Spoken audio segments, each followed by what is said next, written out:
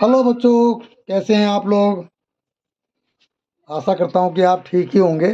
मैं फटाफट काम की बात पे आता हूं। मैं ज़्यादा समय बर्बाद करना नहीं चाहता, ये मेरा नेचर है।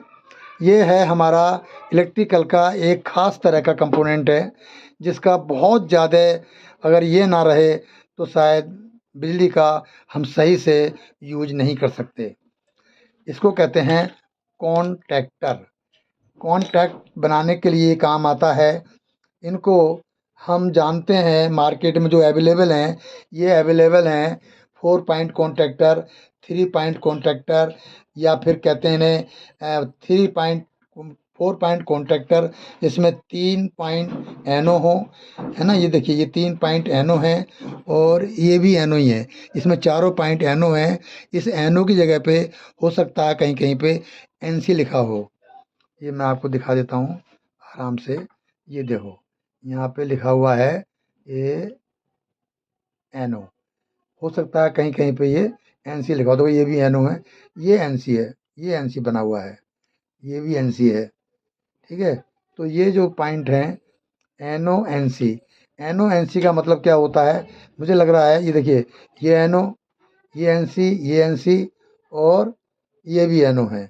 ये बीच वाले जो दोनों पॉइंट हैं ये एनसी हैं और इधर वाले दोनों पॉइंट एनो हैं। बट नीचे के चारों पॉइंट एनो हैं। एनो का मतलब होता है नॉर्मली ओपन और एनसी का मतलब होता है नॉर्मली कनेक्ट। ठीक है, तो ये ऑफ पोजीशन में है। अगर हम कंटिन्यूटी टेस्टर लगाएं एनसी वाले पॉइंट पे तो यहाँ वो कंटिन्यूटी बताएगा, बट यहाँ नहीं बताएगा। और जैसे ही इसे हम सप्लाई देंगे, ये ऑन होगा, तो क्या हो जाएगा, एकदम उल्टा हो जाएगा। जो एनसी पॉइंट हैं ये हो जाएंगे हमारे एनो। राइट बच्चों, ये जो एनसी पॉइंट हैं ये हो जाएंगे हमारे एनो, और जो एनो पॉइंट हैं ये बन जाएंगे हमारे एनसी। अब ये ऑन कैसे होगा, देखिए ये अलग अलग वोल्टेज में आते हैं। ये मेरा है 220 वोल्ट का।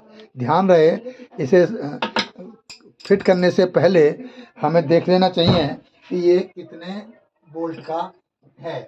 तो ये देखो ध्यान से, ये है हमारा, ये देखो लिख रहा है यहाँ पे, ये है 220 वोल्ट। ये देखिए, ये लिखा हुआ है 220 वोल्ट, 50 हर्ट्ज। ठीक है, ये लिखा हुआ है A1 A2। मेरा मतलब है इससे आपको बिल्कुल रूबरू कराना और इंट्रोड्यूस कराना।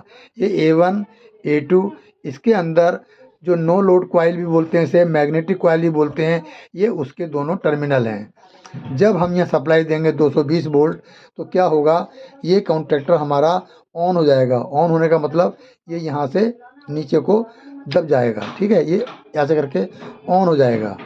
ओके, ये 220 वोल्ट, ये N1 A1 और इधर A2। हमारा इधर भी है एक पॉइंट, देखिए A2 का, ये एक्स्ट्रा पॉइंट है।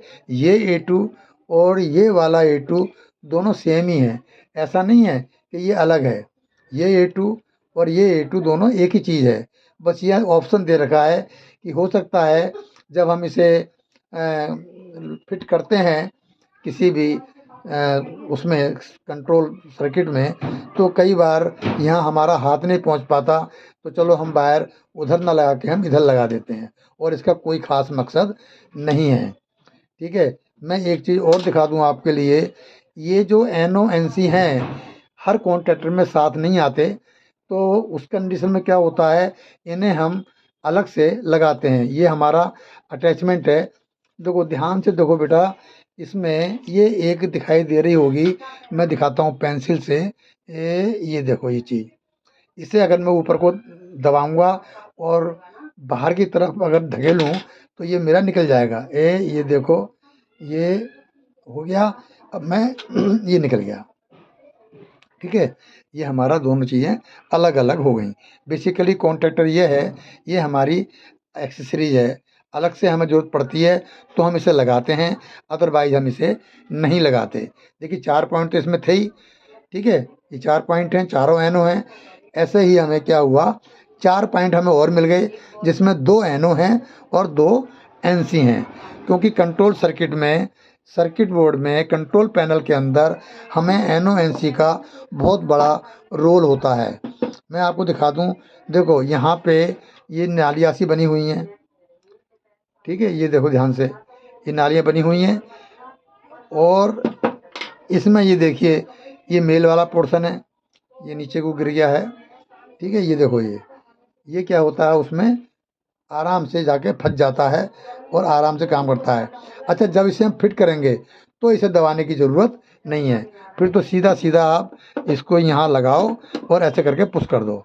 बहुत आसान है लगाना और निकालना भी बहुत आसान है, ठीक है। कई बार क्या होता है बेटा, इंसान डिप्लोमा ITI कर लेता है, लेकिन ये चीज़ों के बारे में पता लगता है कई साल के बाद, जब किसी फैक्ट्री में जाता है, किसी इंडस्ट्रीज़ के अंदर, तब जाके कहीं उसे पता लगता है कि कॉन्ट्रैक्टर भी क्या चीज़ है ना, और ये कैसे इस्तेमाल होती हैं।